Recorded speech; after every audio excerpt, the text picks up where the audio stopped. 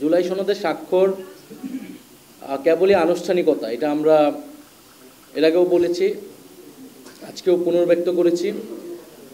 যদি এর কোনো আইনি ভিত্তি না হয়, এটি এটি এর মূল্য, এর কোনো অর্থ তৈরি হবে না। ফলে আমরা এই আনুষ্ঠানিকতায় অংশ নেইনি, এবং যদি এর আইনি ভিত্তি তৈরি না হয়, এটার কেবল আনুষ্ঠানিকতাও থাকবে না, এটি একটি গণপ্রতারণা এবং জাতির সাথে একটি প্রহসন হবে। আমরা বাংলাদেশের ইতিহাস থেকে এই অভিজ্ঞতা আমরা দেখেছি। 90-এর গণ অভ্যুত্থানের পরেও 3 দলের জোটের যে রূপরেখা আপনাদের মনে আছে, সেই রাজনৈতিক সমঝোতা কিন্তু রক্ষা করা হয়নি।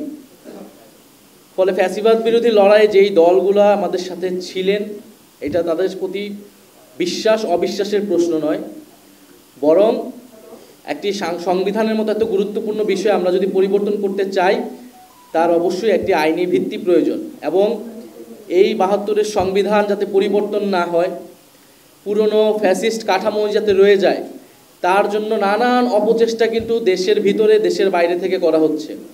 কারণ বিগত ফ্যাসিস্ট কাঠামোর সুবিধাভোগী রয়েছে নানান জায়গায়, ফলে তাদের জায়গা থেকে সেই চাপটা অবশ্যই আছে।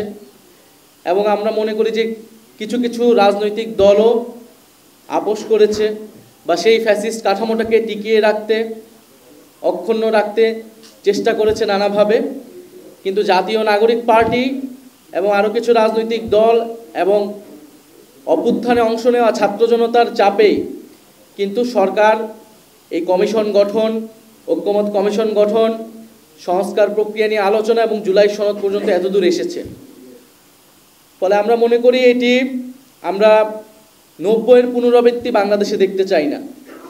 জুলাই গণ অভ্যুত্থানের সময়ে আমাদের এই উপলব্ধি ছিল যে আমাদের লড়াইটা শেখ হাসিনা এবং আওয়ামী লীগের বিরুদ্ধে নয়, কেবল একটা ফ্যাসিবাদী ব্যবস্থার বিরুদ্ধে।